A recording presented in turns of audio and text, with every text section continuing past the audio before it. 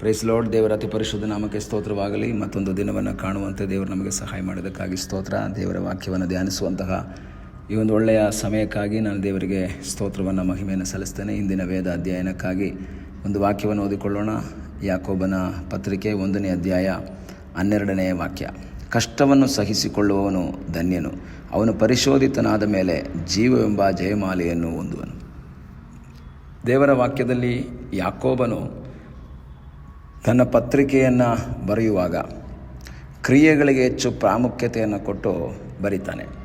ಕ್ರಿಯೆಗಳಿಲ್ಲದ ನಂಬಿಕೆ ಸತ್ತದ್ದು ಎಂಬುದಾಗಿ ಯಾಕೋಬನು ತಿಳಿಸ್ತಾನೆ. ಈ ಯಾಕೋಬ ಯೇಸುವಿನ ಸಹೋದರನಾಗಿದ್ದಂತಹ ಯಾಕೋಬ. ಇಲ್ಲಿ ಈ ಜನರು, ಇಸ್ರಾಯೇಲ್ ಜನರು, ಯೇಸುಸ್ವಾಮಿನ ಕಂಡುಕೊಂಡಂತಹ ಜನರು, ಚದುರಿ ಹೋಗಿರುವಂತಹ ಇಸ್ರಾಯೇಲರಿಗೆ ಅವನು ಬರೀತಾ ಇದ್ದಾನೆ. ಯೇಸುಸ್ವಾಮಿಯನ್ನು ಕಂಡುಕೊಂಡಂತಹ ಜನರಲ್ಲಿ ಅನೇಕ ರೀತಿಯ ಹಿಂಸೆಗಳು, ಕಷ್ಟಗಳು ಅವರ ಜೀವಿತದಲ್ಲಿ ಅವರು ಅನುಭವಿಸ್ತಾ ಇದ್ದಾರೆ. ಈ ಸಮಯದಲ್ಲಿ ಯಾಕೋಬ ಅವರಿಗೆ ಬರೀತಾನೆ, ಕಷ್ಟವನ್ನು ಸಹಿಸಿಕೊಳ್ಳುವ ಮನುಷ್ಯನು ಧನ್ಯನು. ಕನ್ನಡದಲ್ಲಿ ಕಷ್ಟ ಅಂತ ಕೊಟ್ಟಿದ್ದಾರೆ, ಇತರೆ ಭಾಷೆಗಳಲ್ಲಿ ಪರೀಕ್ಷೆ ಅಂತ ಕೊಟ್ಟಿದ್ದಾರೆ. ನಾನು ಕಳೆದ ಒಂದು ಸಾರಿ ಯಾವುದೋ ಒಂದು ಡೈಲಿ ಮನ್ನದಲ್ಲಿ ಮಾತಾಡಿದೆ, ಟೆಸ್ಟ್ ಆ್ಯಂಡ್ ಟೆಂಪ್ಟೇಷನ್ ಬಗ್ಗೆ ಮಾತಾಡಿದೆ. ಇಲ್ಲಿ ಕಷ್ಟ ಅಂತ ಕೊಟ್ಟಿರೋದು ಟೆಸ್ಟ್ ಅಂತ ನಾವು ನೋಡಬೇಕು. ದೇವರ ಸನ್ನಿಧಾನದಲ್ಲಿ ದೇವರಿಗಾಗಿ ನಿಲ್ಲುವಾಗ, ಕರ್ತನಿಗಾಗಿ ಸಾಕ್ಷಿಯಾಗಿ ನಿಲ್ಲುವಾಗ ನಮ್ಮ ಜೀವಿತದಲ್ಲಿ ಪರೀಕ್ಷೆಗಳು ಬರ್ತದೆ, ಅಥವಾ ಶೋಧನೆ ಅಂತ ಹೇಳ್ಬೋದು. ಶೋಧನೆಗಳು ಬರ್ತದೆ, ನಾವು ನಿಲ್ತೀವೋ ಇಲ್ವೋ ಅಂತ ಟೆಸ್ಟ್ ಮಾಡುವುದಕ್ಕಾಗಿ. ಸನ್ನಿವೇಶಗಳು ನಮಗೆ ಪ್ರತಿಕೂಲವಾಗ್ತದೆ, ಸನ್ನಿವೇಶಗಳು ನಮಗೆ ಅನುಕೂಲವಾಗಿರಲ್ಲ.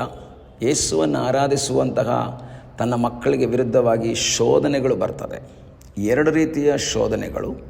ಒಂದು ದೇವರು ಕೊಡುವಂಥ ಶೋಧನೆ, ಇನ್ನೊಂದು ಸೈತಾನ್ ಕೊಡುವಂಥ ಶೋಧನೆ. ಅದನ್ನೇ ಟೆಸ್ಟ್ ಆ್ಯಂಡ್ ಟೆಂಪ್ಟೇಷನ್ ಅಂತ ನಾನು ಎಕ್ಸ್ಪ್ಲೇನ್ ಮಾಡಿದ್ದೆ ಸ್ವಲ್ಪ. ದೇವರು ಕೊಡುವಂಥ ಶೋಧನೆ, ಈ ಒಂದು ಸನ್ನಿವೇಶದಲ್ಲಿ ನನ್ನ ಮೇಲಿಟ್ಟಿರುವಂತಹ ಭಕ್ತಿ ಬಿಗಿಯಾಗಿ ಹಿಡಿದುಕೊಳ್ತಾರೋ ಇಲ್ವೋ ಅಂತ ನೋಡೋದಕ್ಕಾಗಿ. ಅದನ್ನೇ ಯೋಬನ ಹೆಂಡತಿ ಹೇಳ್ತಾಳೆ, ನೀನು ಇನ್ನೂ ನಿನ್ನ ಯಥಾರ್ಥತ್ವವನ್ನು ಬಿಗಿಯಾಗಿ ಹಿಡ್ಕೊಂಡಿದ್ದೀಯಾ, ನೀನು ಅದನ್ನು ಬಿಡೋದಲ್ವಾ ಅಂತ ಕೇಳ್ತಾಳೆ ಯೋಬನ ಹೆಂಡತಿ.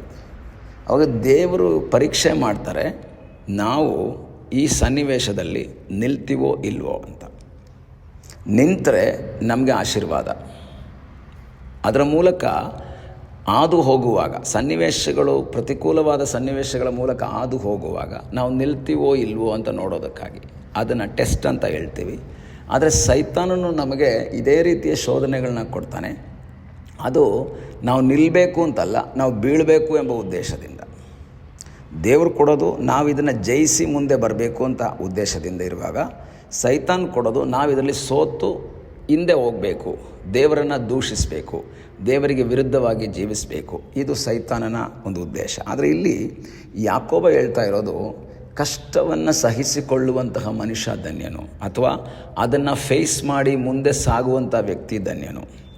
ಅವನು ಪರಿಶೋಧಿತನಾದ ಮೇಲೆ ಜೀವವೆಂಬ ಜಯಮಾಲೆಯನ್ನು ಹೊಂದುವನು. ಅದರ ಅರ್ಥ, ಪರಿಶೋಧನೆಗಳ ಮೂಲಕ, ವೇದನೆಗಳ ಮೂಲಕ ಹಾದು ಹೋಗಿ ಆಚೆ ಬರುವಾಗ, ಹೊರಗೆ ಬರುವಾಗ ಪ್ರತಿಫಲ ನಮಗೋಸ್ಕರ ಕಾಯ್ತಾ ಇದೆ. ಒಂದು ಉದಾಹರಣೆ ಹೇಳಬೇಕು ಅಂದರೆ, ಚಿನ್ನವನ್ನು ಬೆಂಕಿಯಲ್ಲಿ ಪುಟಕ್ಕೆ ಹಾಕ್ತಾರೆ, ಬೆಳ್ಳಿಯನ್ನು ಬೆಂಕಿಯಲ್ಲಿ ಪುಟಕ್ಕೆ ಹಾಕ್ತಾರೆ. ಅದೇನಾಗಬೇಕು? ಶೋಧಿಸಲ್ಪಟ್ಟಂತಹ ಚೊಕ್ಕ ಬಂಗಾರದೋಪಾದಿಯಲ್ಲಿ ಹೊರಗೆ ಬರಬೇಕು. ಇದನ್ನು ದೇವರು ಇಷ್ಟಪಡ್ತಾರೆ. ನಮ್ಮ ಜೀವಿತದಲ್ಲಿ ಬರುವಂತಹ ಶೋಧನೆಗಳನ್ನು, ಕಷ್ಟಗಳನ್ನು, ಹಿಂಸೆಗಳನ್ನು, ಟೆಸ್ಟ್ಗಳನ್ನು ನಾವು ಅಲ್ಲಗಳೆಯಬಾರ್ದು. ನಾವು ಯಾರೂ ಸಹ ಕಷ್ಟ ನನಗೆ ಕೊಡ್ರಿ ಅಂತ ಯಾರೂ ಕೇಳಲ್ಲ. ನಮಗೆ ಗೊತ್ತು, ಗಾದೆ ಕೈ ಕೆಸರಾದರೆ ಬಾಯಿ ಮೊಸರು ಅಂತ.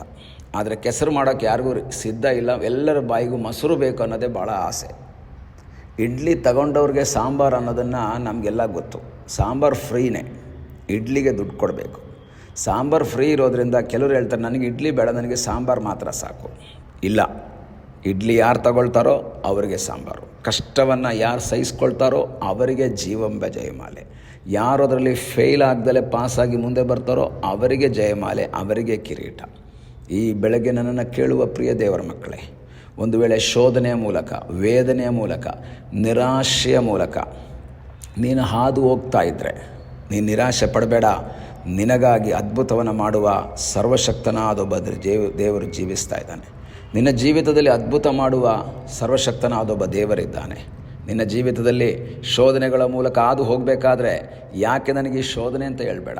ನೀನು ಆ ಶೋಧನೆಯಲ್ಲಿ ಒಂದೇ ಗುರಿ ಇರಬೇಕು, ಯಾವುದೇ ಶೋಧನೆ ಬಂದರೂ ನಾನು ಜಯಿಸಬೇಕು.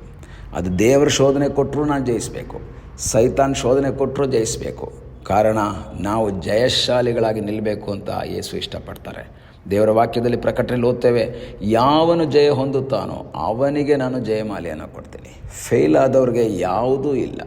ಈ ಭೂಮಿಯಲ್ಲಿ ಫೇಲ್ ಆದವ್ರಿಗೆ ಕೆಲವಾಗ ಏನು ಮಾಡ್ತೀವಿ, ಸಮಾಧಾನಕರ ಬಹುಮಾನ ಇದೆ, ಕನ್ಸೋಲೇಷನ್ ಪ್ರೈಸಸ್ ಅಂತ ಕೊಡ್ತೀವಿ. ಆದರೆ ದೇವರ ಸನ್ನಿಧಾನದಲ್ಲಿ ನೋ ಕನ್ಸೋಲೇಷನ್ ಪ್ರೈಸ್, ಸಮಾಧಾನಕರ ಬಹುಮಾನ ಇಲ್ಲ. ಗೆದ್ದವರಿಗೆ ಮಾತ್ರ ಪ್ರೈಸ್ ಇದೆ. ಜೀವವೆಂಬ ಜಯಮಾಲೆಯನ್ನು ಹೊಂದುವುದಕ್ಕಾಗಿ ಶೋಧನೆಗಳ ಮಧ್ಯದಲ್ಲಿ ದೃಢವಾಗಿ ನಿಲ್ಲುವಂತೆ ದೇವರು ನಮಗೆ ಸಹಾಯ ಮಾಡಲಿ. ಕಣ್ಣುಗಳನ್ನ ಮುಚ್ಚೋಣ, ಪ್ರಾರ್ಥನೆ ಮಾಡೋಣ. ನಮ್ಮನ್ನು ಬಹಳವಾಗಿ ಪ್ರೀತಿ ಮಾಡುವ ಪರಲೋಕದ ತಂದೆಯೇ, ಈ ಸಮಯಕ್ಕಾಗಿ ಸ್ತೋತ್ರ. ಮತ್ತೊಂದು ದಿನವನ್ನು ಕಾಣುವಂತೆ ನಮಗೆ ಸಹಾಯ ಮಾಡಿದ್ದಕ್ಕಾಗಿ ಸ್ತೋತ್ರ. ಈ ದಿವಸದಲ್ಲಿ ದೇವರೇ, ಶೋಧನೆಯ ಮೂಲಕ ಹಾದು ಹೋಗುವಾಗ ಸೋಲದೆ ದೇವರೇ ಜಯಶಾಲಿಗಳಾಗಿ ನಿಂತು ನೀನು ಕೊಡುವಂತಹ ಜೀವವೆಂಬ ಜಯಮಾಲೆಯನ್ನು ಹೊಂದುವಂತಹ ರೀತಿಯಲ್ಲಿ ದೇವರೇ ನಮ್ಮನ್ನು ಬಲಪಡಿಸು. ನಾವು ಸೋಲದೆ ಜಯಶಾಲಿಗಳಾಗಿ ನಿಂತು ನಿನ್ನ ಮುಂದೆ ಆ ಪ್ರತಿಫಲವನ್ನು ಹೊಂದುವಂತಹ ಆ ದಿನಕ್ಕಾಗಿ ಕಾಯುವಂತೆ ಈ ವಾಕ್ಯವನ್ನು ಕೇಳುವಂಥ ಪ್ರತಿಯೊಬ್ಬರಿಗೂ ಸಹಾಯ ಮಾಡು ಎಂಬುದಾಗಿ ನಾವು ಪ್ರಾರ್ಥಿಸ್ತೇವೆ. ಪ್ರಾರ್ಥನೆಯನ್ನು ಕೇಳಿದ್ದಕ್ಕಾಗಿ ನಿನಗೆ ಸ್ತೋತ್ರ. ಯೇಸುವಿನ ಮುದ್ದಾದ ಹೆಸರಿನಲ್ಲಿ ಬೇಡಿಕೊಳ್ಳುತ್ತೇವೆ ನಮ್ಮ ಪ್ರೀತಿಯ ತಂದೆಯೇ.